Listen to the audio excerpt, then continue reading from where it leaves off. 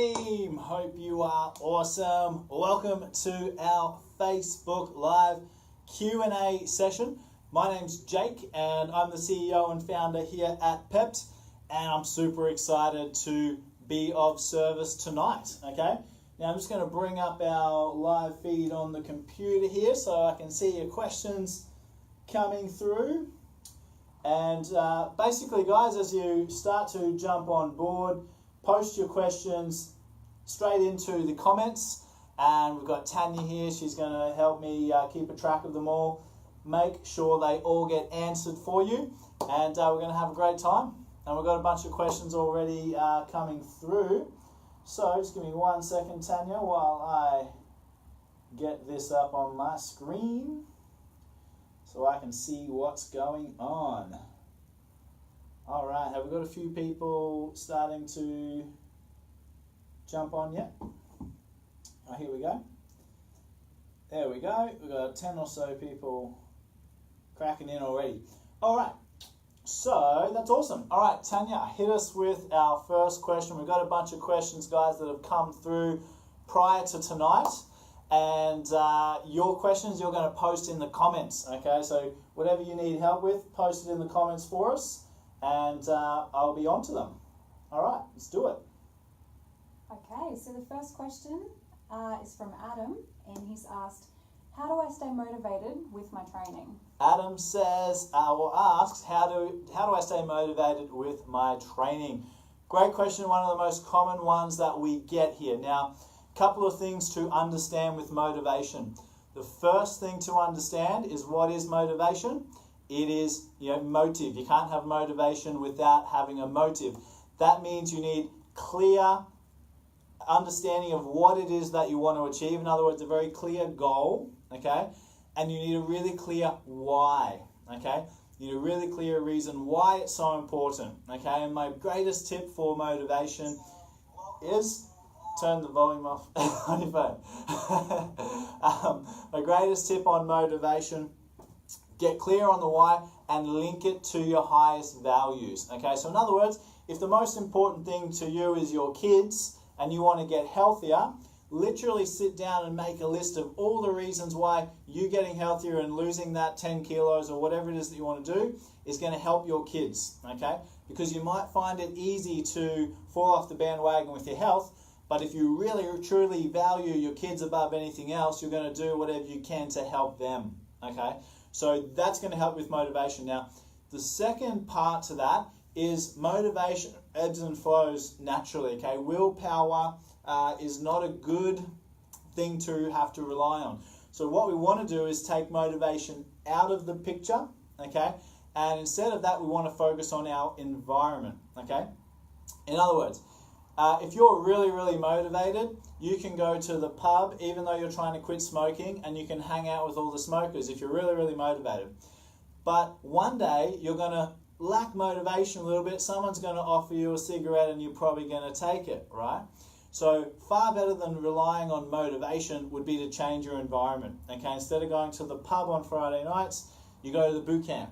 Okay, you go to PEPT and hang out with people that are healthy and active and trying to improve themselves. So clear on your goal, clear on why it's so important in relation to your highest values, and change your environment to make success easier. It doesn't have to be hard.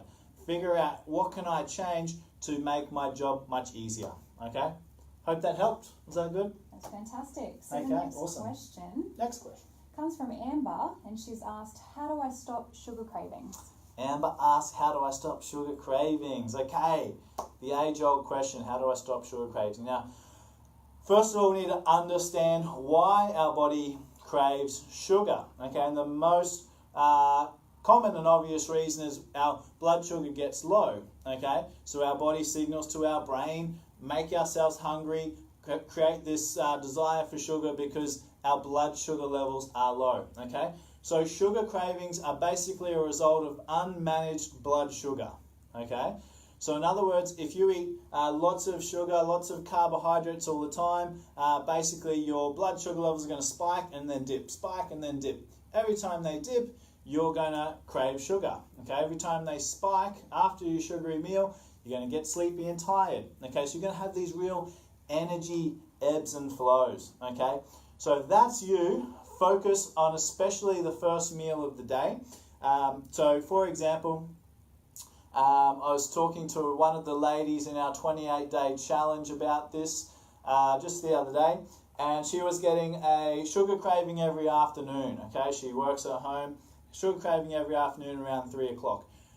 We changed her breakfast from something like yogurt and fruit and something else she was having, maybe some granola or something. Basically, it was like high carb breakfast. Okay, so then her blood sugar would go up, but then it would spike later in the day.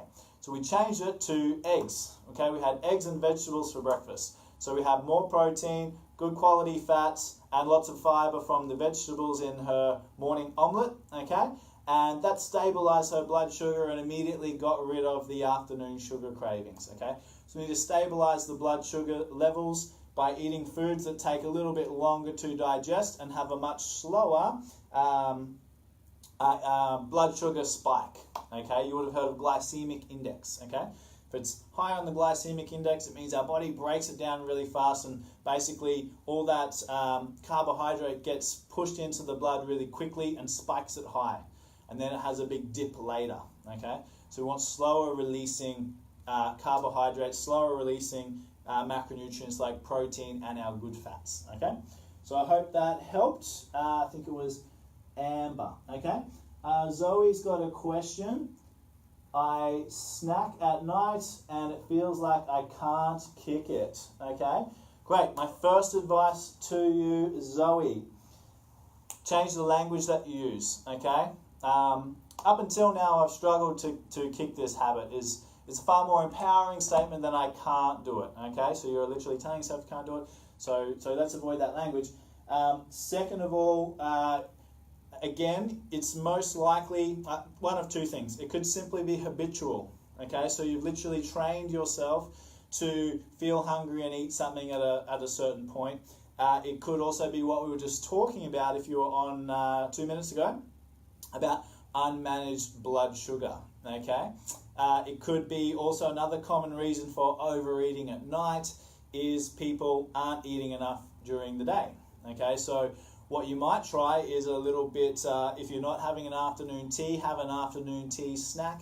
If you are having one, try something a little bit more substantial. Okay, but also you might just find that you just need to, go for a week without having that snack, and after a little while you just get used to it. Okay, whereas we can train ourselves to eat habitually, all right, and our body literally gets hungry even though it doesn't desire the nutrients. Another reason for excessive hunger is often lack of protein in the diet. Okay, so the word protein is a Greek word and it means first importance. Okay, so your body requires certain amino acids, which are the little guys that make up proteins. Okay, it requires a certain number of these to survive. Okay, and perform really key functions in our body. And if it doesn't have enough of them, it will be hungry because it's saying, I need more nutrition. But often it's just because we haven't been eating the right nutrition. Okay, so I'd try increasing your protein intake throughout the day, and possibly just adjust the sizing of your meals leading up to the evening. But also understand it could just be a habit. Okay, and I give you all these different options because I'm going off very limited information off your question, Zoe. So hopefully one of those scenarios fits in with you, and possibly some of the others fit in with other people. Okay, hope that helped. Okay, welcome to everyone joining in. Got Chelsea, Lucy, Daryl, Flick, Nath, everyone's on the line. It's awesome. Just remember, guys, also it'd be fantastic if you could click the share button, because then all your friends will be able to see this awesome Q&A session. Yeah. All right, what we got, Tanya? So the next question comes from Amber as well. So how do I get rid of tummy fat? Tummy fat. Okay. So with most of these questions, guys, I probably need to clarify things because they're often they come in really open-ended. And if we were talking one-on-one, I'd ask you 10 questions to really find out what you meant. Okay. But basically, I'm going to assume in this situation that she's talking about excess tummy fat in relation to the rest of the body. Okay. Now, if you've got tummy fat, but you've also got it everywhere else, well, it's just the basics of training and nutrition. All right. But if you've got excess tummy fat, that's going to be how I approach this, because I think that's what she probably means there. So, you hear a lot of trainers say you can't spot reduce, your body decides where you lose fat and blah, blah, blah, blah. That's true to an extent. Everybody is different, okay? But one of the major reasons we store excess body fat in certain parts of our body is our hormonal balance, okay? So we can tell things about your hormones based on where you store body fat. So if you're storing excess body fat on your tummy, it's usually down to one of two hormones, okay? In males, most commonly, it will be cortisol, okay? That's a stress hormone. So you've heard of beer belly, like someone's got a beer belly, okay? That's because when they drink a lot of alcohol, that stresses the body out, okay? Causes inflammation and stress, which produces cortisol, which basically promotes fat storage in our tummy area, okay? The typical stressed out business person is probably the, ideal example of that. They drink too much coffee because they try to be wired all day. They're stressed out all the time because they're telling everyone what to do and, blah, blah, blah. And then they have a few drinks at night to unwind, and they never exercise enough to burn up that stress hormone. So it builds up in the body, they get excess body fat. Now, in women, it's more common that we have too much insulin in our body. So if you have high body fat on your tummy, it can also mean an excess in insulin.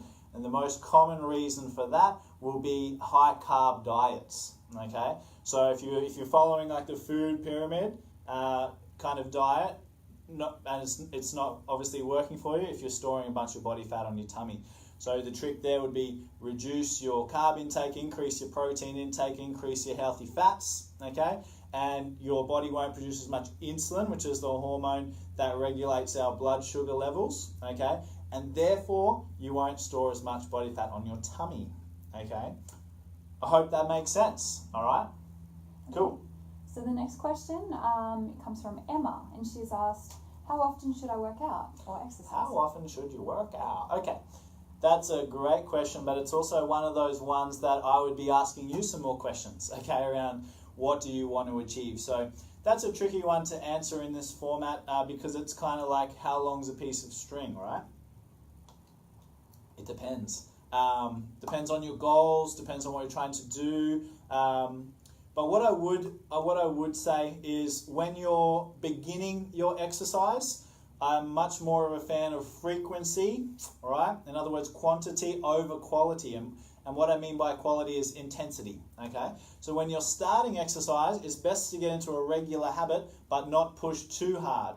Because if you push too hard when you haven't exercised in a long time, you'll either hurt yourself or you'll hate it because it hurts so much the next day and for the next 3 days that you won't be able to get into a routine. So when you're starting out, focus on getting into a routine. You want to focus on quantity over intensity. Once you get into the groove, then you want to start to crank up the intensity. That means working harder, faster, more weight, etc., etc., challenging yourself more. And at that time, you'll actually find you might need more time to recover. So often as you get more advanced in training, you need more time to recover. Okay, so it kind of goes against how most people think, but the more advanced you are, the harder you can push, the more physiological stress you're putting on your body, which means the more time you need to recover. But again, it depends on your goals, what type of training you're doing, how much time have you got, how much time to recover have you got, your nutrition, etc., etc. So it's a kind of a tricky question to answer, but I hope that helped in some way anyway. Guys, just remember, I see everyone jumping on. That's awesome. Adam, great. Smallsy, Leone, Honor, awesome to have you guys. If you have a question, please pop it in. I'm just going through all the questions that were sent in before right now, but we'll answer your questions as they come through in the comments. We're keeping an eye on them there. Okay. So what do we got? Next question is from Olivia. Olivia. So Olivia asks, are ab exercises actually good if I want to lose fat from my stomach? Okay. Are ab exercises good for losing fat from the stomach? Short answer is no. Okay, we spoke a little bit before about the hormones, so make sure they're in check. But the best thing you can do for burning body fat is maintain or build lean muscle. That means work out at high intensities with resistance, so some kind of weight training, or like we do at boot camp where it's high intensity. Okay, in other words, the opposite of long, slow running. Don't do that. That's not going to help. Long, slow cardio, not going to be an efficient way for you to lose fat. And really looking after your nutrition, okay, which we wrote a great article that will help you on that the other day. Check that out, as well as the tips we're giving you here tonight. So exercising the abs, if you think about the abs, quite a small muscle group, okay? So if we think about body fat, what is body fat? It's stored energy, okay? So if you have an abundance of body fat on your body, that just makes you a very energetic person, okay? So congratulations, you have lots of energy, all right? It's just waiting to be used up. So if we want to burn more body fat, we need to use more muscles, okay? So we typically do whole body exercises, or exercises that are compound movements. So compound means more than two or more joints moving at a time. So a bicep curl, you know, even if you've got massive biceps like I have, then it's still only going to be using up a small amount of energy, because that's a small muscle group in relation to our whole body, okay? So that's why we do things like squats, clean and press, everyone's favorite burpees, lunges, all those kind of exercises, multi-joint exercises that burn lots of energy. So focus on high intensity resistance style training, okay, and using compound movements like we just said, multi-joint movements, and following great nutrition is how we lose body fat. We have a question. All right. Jay says, okay, cool. Okay, Jay wants to know what's the difference between carnitine and creatine. Okay, so he says carnitine, creatine, and acetyl L-carnitine. So basically, acetyl L-carnitine is what I just call carnitine. Okay, it's just like the full name of it. Okay, so the difference between carnitine and creatine.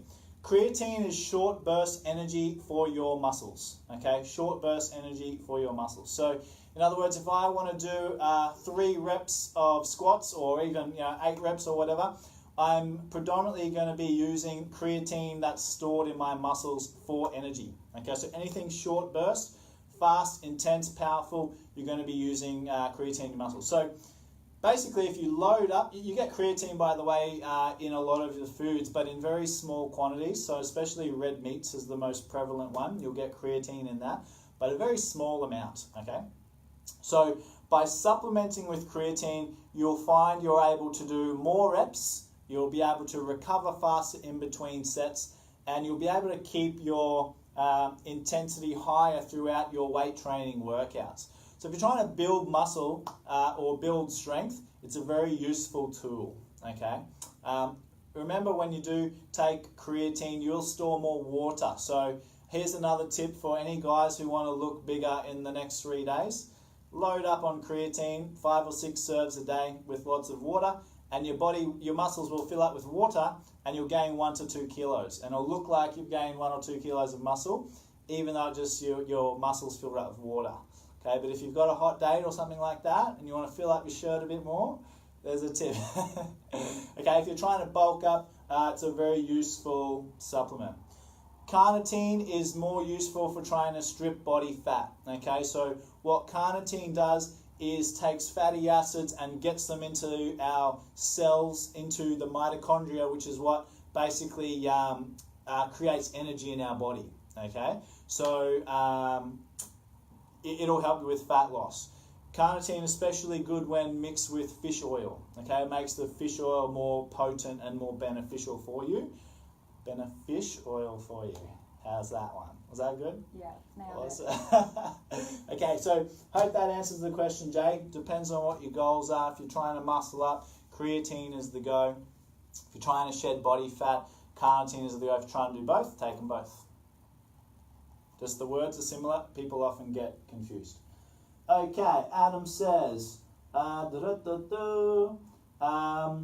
started lifting weights. Good stuff, Adam. Did legs today. Legs hurt on the inside of the thighs from squats. Okay, so Adam's been doing some squats and his adductors are sore, the inside of the thighs. Okay, so just basically that's perfectly normal, by the way.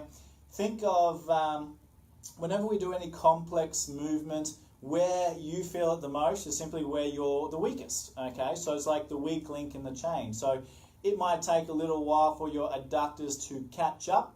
You can speed that up with doing some sumo squats, sumo deadlifts, those kind of exercises. And yeah, you'll be sore for a little while, but it'll speed up the adaptation of those muscles. And then you'll find, because that's the weak link, that's holding you back from lifting more weight. So once you address that weakness, then you'll be able to start jacking the weights up a little bit more. So it could also be from tightness. So I'd be doing lots of stretches. I don't know, we might have to, I don't know if we can adjust the camera at all, but I'll show you a quick stretch, Adam. You might get a laugh out of it. It's called the bear in the woods stretch, okay? So you're going to take your feet out like a sumo squat, and you're going to drop your bum down, and your elbows on the inside, okay? And you're going to push out and try and sink your bum down lower and lower, okay?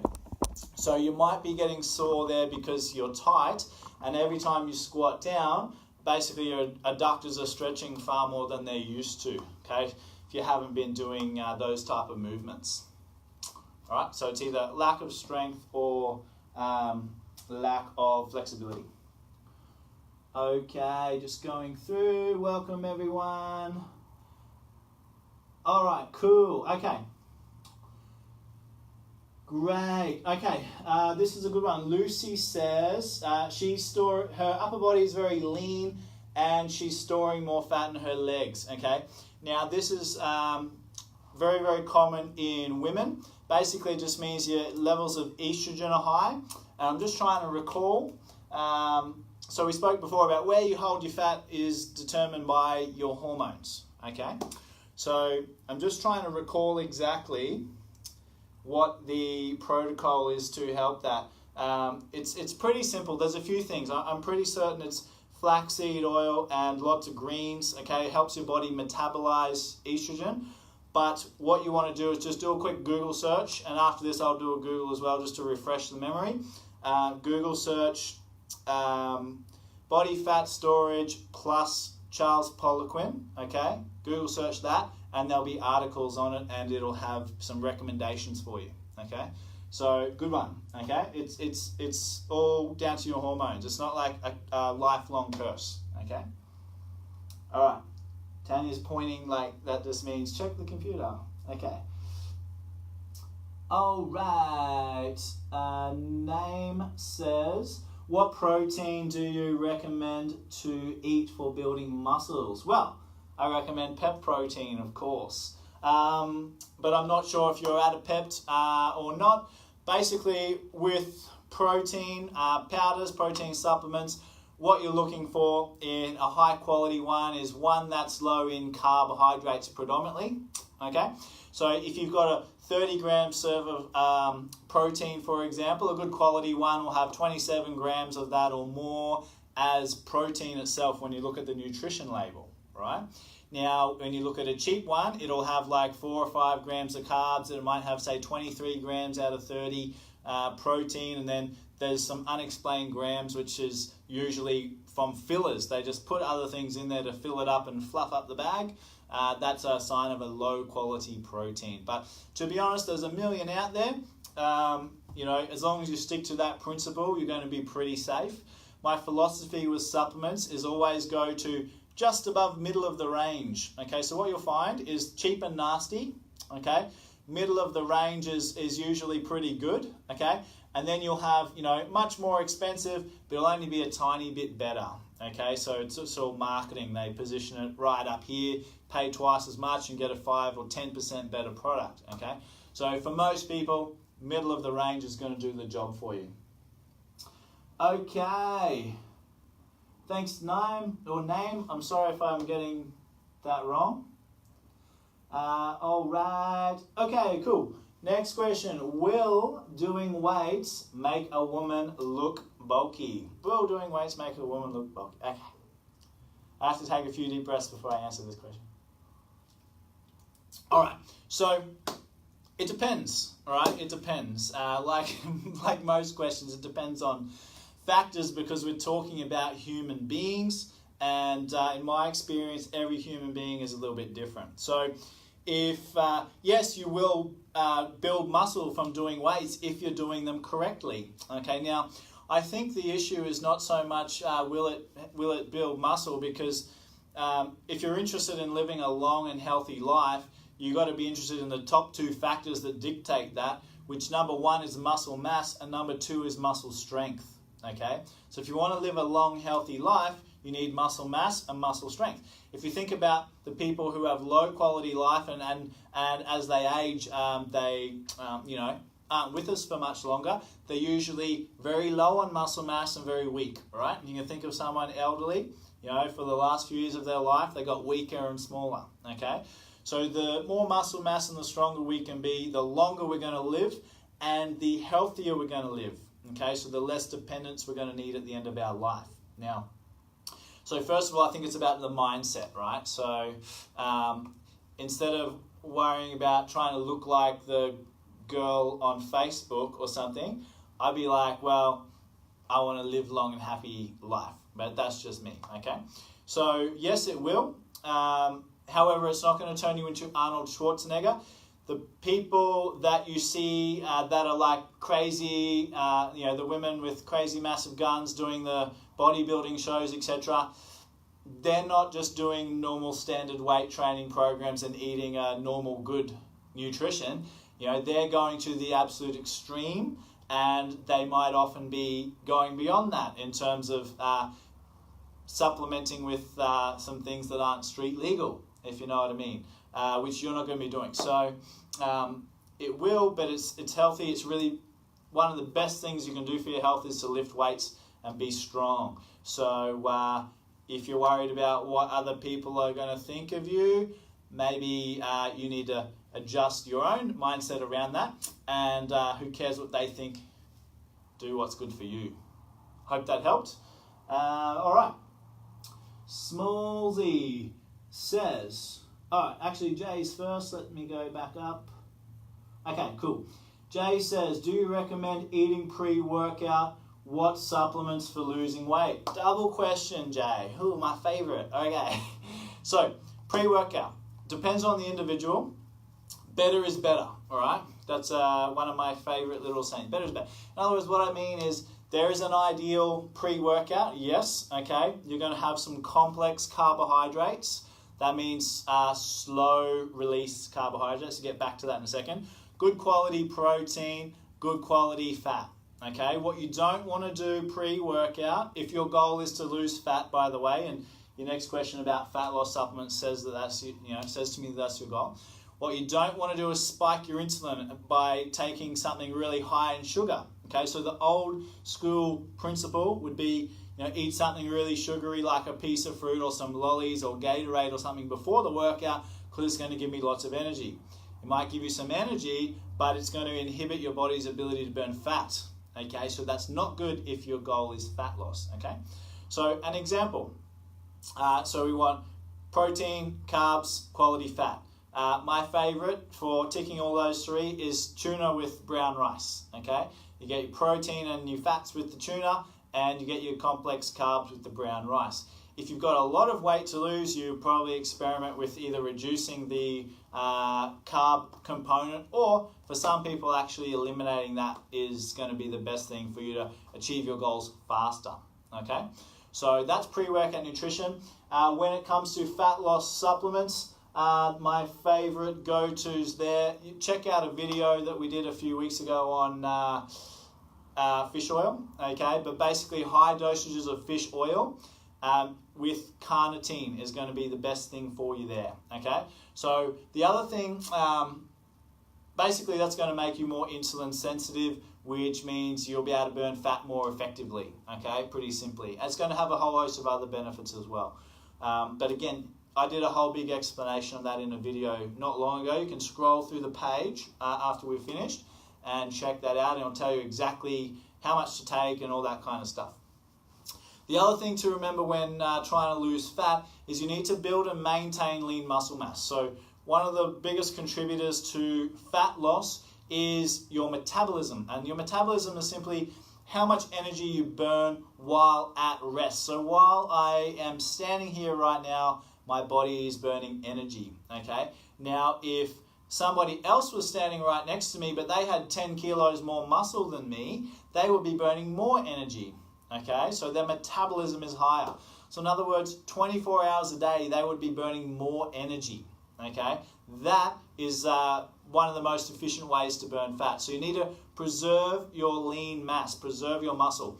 And in terms of supplements, that means you need to get adequate protein in, okay? Especially post-workout, get your protein shakes in. Super important, okay? Because if you start losing your muscle mass, your metabolism gets negatively affected and you're going to start to slow down your results or even stop or sometimes even go back up in terms of putting fat on, all right? So, hope that helped. Jay, I think that was. Okay, next question is from Small Z out at Caboolture. Great question. Can you explain active recovery on non-training days? Okay, I sure can. So, if you've got sore muscles, basically your muscles are damaged, okay? They have little micro tears in them. We need to get nutrients, protein, and other things into those muscles for them to recover. So let's say you have sore legs from doing squats yesterday. If you sit on the couch, your legs are going to get a very limited supply of oxygen and nutrients from the blood, okay? Because our blood flow is very low. If you go out and go for a walk or a bike ride, you're going to get lots of blood flow through those muscles. Now, with active recovery, you don't want to go too hard, too crazy, but you can get a bit of a sweat up. And what will actually happen is your recovery process will speed up because you're actually getting nutrition and what your muscles need into the muscles, which is going to make it faster recovery. So that's it. That's pretty simple, but really important. Good question. So keep moving. In other words, keep moving. When you're sore, get out and move. Don't do anything too crazy intense, but a walk, get the blood flowing and then have a stretch once the blood's flowing because your muscles are warm. They're going to be more supple and your stretching is going to be more effective. Okay, another great question. Lucy says, if you train twice a day, morning and night, should you do cardio or weights first? Great question. Whether it's morning and night or two in a row, it somewhat depends on your goals, okay? So for example, if your goals are around strength and building muscle, then you focus on that first. If your goals are more around, say you're going to go run a marathon or something, there could be an argument for doing your cardio first the majority of the time, okay? But if you do that, you've got to understand that you're then doing your weights under fatigue, so you've got to be really mindful of your technique, okay? But 90% of the time, I'd be recommending you do your weights first, okay? So reasons being is you're going to be working at a really high intensity. You're going to be doing exercises that if you do them poorly could result in an injury. So you want to typically do the things like that. So if you're doing deadlifts and squats and whatnot, bench press, all those kind of bigger strength movements, which you should be doing if you're trying to get strong, you do them first and you do any cardio later or at the end of your workout. Okay, so if you've got some conditioning component in your workout, do your strength training first and then do your conditioning at the end. Okay, 90% of the time, a few specific goals, you might adjust that. But for you, Lucy, that's what I would be recommending. Okay. All right. Okay. Abbas. Hey, Abbas. Great to have you. What is the best snack pre-workout, early morning, or is empty stomach better? Great question. Now, the question about pre-workout came up before, but the early morning is what I forgot to address. So I said better is better, and early in the morning, sometimes it can be really difficult because training is often not your number one priority in life. So I could say, yeah, you've got to get up and at least 1 hour before your workout, you've got to eat this, and that. But the reality is most people aren't going to do that if they're working out at 6 a.m. or 5:30 a.m., etc. So my advice is you experiment, okay? But the last thing you want to do is have anything sugary, okay? And certainly not fruit pre-workout either, okay? So a handful of nuts first thing in the morning could be great. And Abbas, I understand you're over at Kondwa with us training there in India. So, nuts for you if you're training first thing in the morning, or maybe a little bit of protein shake or half a protein shake could be enough just to give you a little bit of fuel in the stomach. But if you're having it close to your training, you've got to be obviously mindful of how much you have, okay? So that's where personal preference does come into play, because what's perfect is irrelevant if it doesn't get done. So you've got to find what works for you, okay? But if you can, definitely get a little bit of food in first, okay? Absolutely, it's going to make a difference for you, especially when doing strength training, by the way. All right. In an ideal world, everyone would either train mid-morning or in the afternoon, but of course we have work, families, which is why first thing in the morning training has kind of come about. So you just got to do the best with what you have. Okay, I've been working out for a while now and stopped losing weight. What should I do? Great question. Okay, the short answer is something different, okay? Because if you keep doing the same thing that's not working, you're a crazy person, okay? If it's not getting you a result. But also understand it may be the training that you're doing, or it may be the frequency, it could be the intensity, how hard you're working, it could be your nutrition. But I'll tell you one common thing that most people overlook that I've seen over and over again in the last 10 years, and people will come to me with this question, I'm stuck, I'm training hard, blah, blah, blah, and I'll ask them a question, do you think in each session that you do, you could train around 10% harder if you're really focused on that? And usually they think, and they say, actually, yeah, I probably could. I could push that a little bit more, okay? Because often what happens is we've been exercising for a while, we get into a bit of a comfort zone, and we stop pushing ourselves. We stop testing the limits, and we get comfortable, okay? And our body adapts, okay? And therefore it stops improving, okay? And that's the definition of a plateau, which is just when we stop improving, all right? So that's a really common one. I mean, we've spoken about training, nutrition, and stuff like that, but one of the most common reasons for plateaus is people either just repeating the same thing over and over again, or it's that intensity. And the other thing I would add to that is a little phrase, what got you here won't get you there, okay? So in other words, you've been following a certain program to improve your bench press, and it's been working until it doesn't work anymore. All right, so what got you here won't get you there. Now, our next goal is to add another 10 kilos or 20 kilos to the bench press. You might need to adapt your program. So a lot of you guys that have been doing our sculpt sessions at PEPT for a while found that your strength with the barbell exercises plateaued.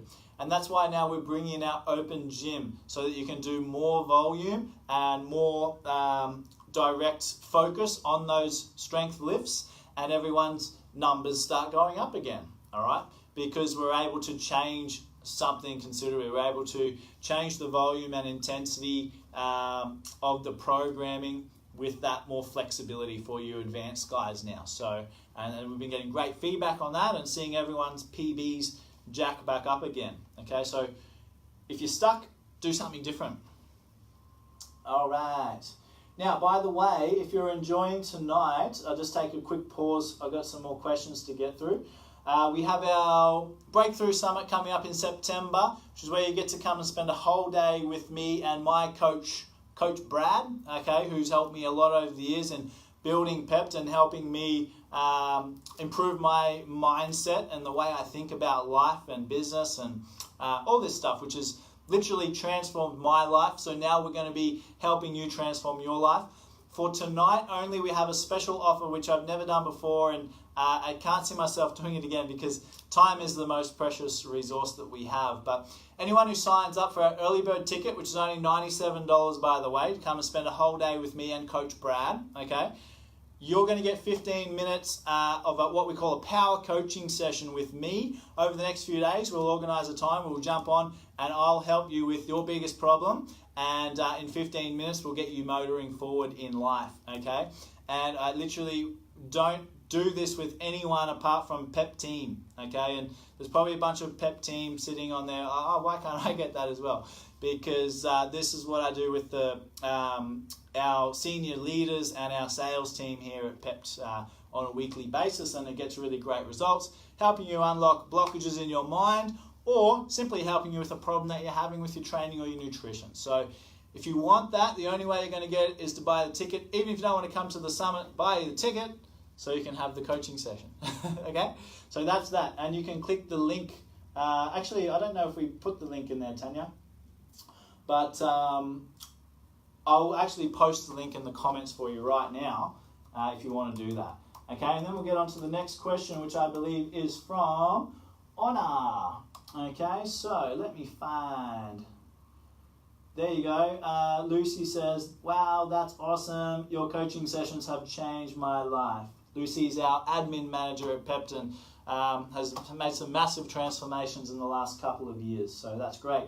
Hey, Keshav, great to see you, mate. Hope you're doing well over there.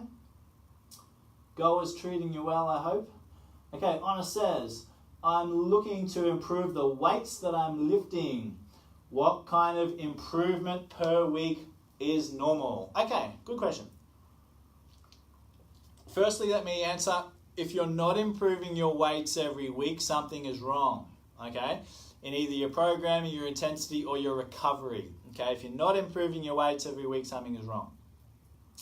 What is normal? 1 or 2% a week, so small improvements. So that might mean an extra couple of reps on your squat, or you add 1.25 kilos to your squats and do the same number of reps that you did the last week with slightly less weight. Okay, so don't expect, and I think this is a problem most people make, they train for 4 weeks and wonder why they still aren't lifting the same weights as Arnold Schwarzenegger, because he did it for 10 years, right, before he got to that point. So consistency is key. Consistency is key. Stay the course. One of the other reasons people don't improve their weights enough is they vary their training too much. Okay, so if you're trying to get strong, there's an element of neural adaptation. In other words, you have to master the movement. If you change the movements like every time you train, you're never going to get good at anything. It'd be like, I want to be a good golfer, so on Mondays I'll play golf, but on Tuesdays I'll swim train, on Wednesdays I'll play tennis, and then I wonder why next Monday I haven't got any better at golf. Okay, I didn't practice that skill enough. Okay, so with strength, that's really important. With hypertrophy, building muscle, you can have more variation in the exercises that you do. With strength training, more specificity. So it depends on what your goals are exactly. Okay. Is having a cheat day a good or bad idea? Well, assuming that we're talking about food, it's debatable, okay? So you'll see some people that'll say, yeah, you can have a cheat day as long as you don't mind cheating your results. You'll have other people that'll say it's great for many reasons, and other people that'll say it's just really good psychological release. I think you need to understand yourself, but if you are going to have a cheat day, I wouldn't call it that. I'd call it like a responsibility day or something, where you don't follow your plan, but you don't be an idiot. Because, if you've been watching what you eat all week and you have one day of absolutely blowing it out, you can undo the best part of your week's hard work, okay? But maybe you have a meal Sunday night or Sunday lunch or Sunday breakfast, whatever it is for you, pick a day. Maybe you have a meal where you go out and you do, whatever you want, but at the same time you don't eat a tub of ice cream, you eat a small serve, right? You don't go to Max Brenner and eat chocolate, death, whatever it's called, for dinner. Not good. Okay, hope that helped. All right, next question. As a beginner, do you recommend doing a split in your body parts, chest day, back day, etc.? Great question. As a beginner, it's unnecessary. Okay, so my advice to a beginner, and it does depend slightly on what your goals are. For you, Adam, what I'd recommend, if you can get to 3 sessions a day for the first 4 to 8 weeks, and you'll do a whole body session where you can find some of it. I literally wrote some new workouts up for the open gym the other day. You'll talk to Chelsea and she'll have some full body workouts. So you'll do that 3 days a week with at least 1 day in between, okay? And what you'll find is the higher frequency of hitting each muscle group more often as a beginner, but with less quantity, will force you to adapt faster. Whereas if you do a whole session on chest, you'll wake up tomorrow and you won't be able to move your arms, and it'll take you a whole week to recover. And therefore you'll get to next Monday and you'll be a little bit better, okay? But if you've done a little bit of chest, a little bit of back, a little bit of legs every day for 3 sessions in a week, you will far surpass the gains of doing a split program.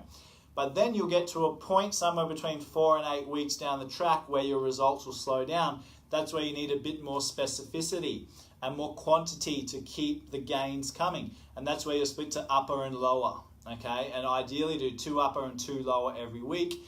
And then if your goals are to become the Arnold Schwarzenegger, you'll split further. But for most people, you don't need to really split more than upper and lower, okay? So that's the thinking behind it. I hope that makes sense to you. Better off as a beginner to do a little bit of everything frequently than do a lot of a small amount of muscles infrequently. That's for more advanced people. Okay.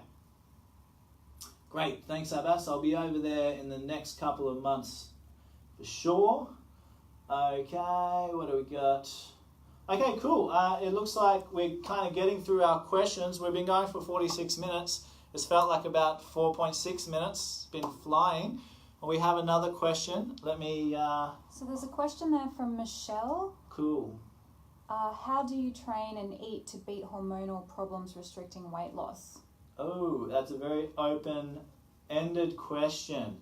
It would depend on exactly what. So, if you're saying that, it sounds like you've been to a doctor and they've said, you've got some stuff going with your hormones. You definitely want to get some tests done, some blood tests done to find out what hormones are up, what hormones are down, and then send me that information and then I can help you. But it's such an open-ended question because it depends which hormones. We spoke a little bit about that earlier with insulin and cortisol, estrogen and testosterone. They're the main ones that people have problems with. So yeah, if you know that information, send a PM to the page there, or even find me on Facebook, send it to me, and I'll help you out as best I can there, Michelle. All right, I think that's all our questions. Hey Mark, hey Swa. All right, so if you have any more questions, guys, after we shut the video down, post them in the comments anyway, and we'll make them the start of our next video. We might shoot another one tomorrow or the next day just to finish off those questions. Remember, if you want to come to our Breakthrough Summit in September, it's going to be awesome. It's where you're going to spend a whole day with me. Whoa, amazing. And my coach, Brad, as well, who's helped me so much. And tonight only, so if you want this special offer, you're going to buy an early bird ticket, which is $97. After next Friday, the price goes to $197. Okay, so you save $100. But if you do it tonight, not only will you save $100, I'm going to give you 15 minutes of my time focused on you one-on-one, where I'm going to help you with your biggest problem, whether it's mental, nutrition, training, whatever. I'm going to help you break through to the next level in whatever you need help with. It's going to be awesome. It's the only way you can get this is to get your early bird ticket tonight by 11:59. If they do it at 12, Tanya, what's going to happen? Sorry, can't do. Nah, Tanya's website shuts down. Tanya's just put a line through it. It has to be 11:59 or earlier. So get over there. The link is in the comments. PEPsuccess.com. That's right, isn't it? Yes. Yes. PEPsuccess.com, and you'll be able to click it, buy your ticket. We see all the names pop up in the morning. We'll contact you tomorrow to organize a time for your session with me, and we're going to kick some butts. It's going to be awesome. And you guys have a great night. Thanks for asking some amazing questions and being legends. See you soon. Bye.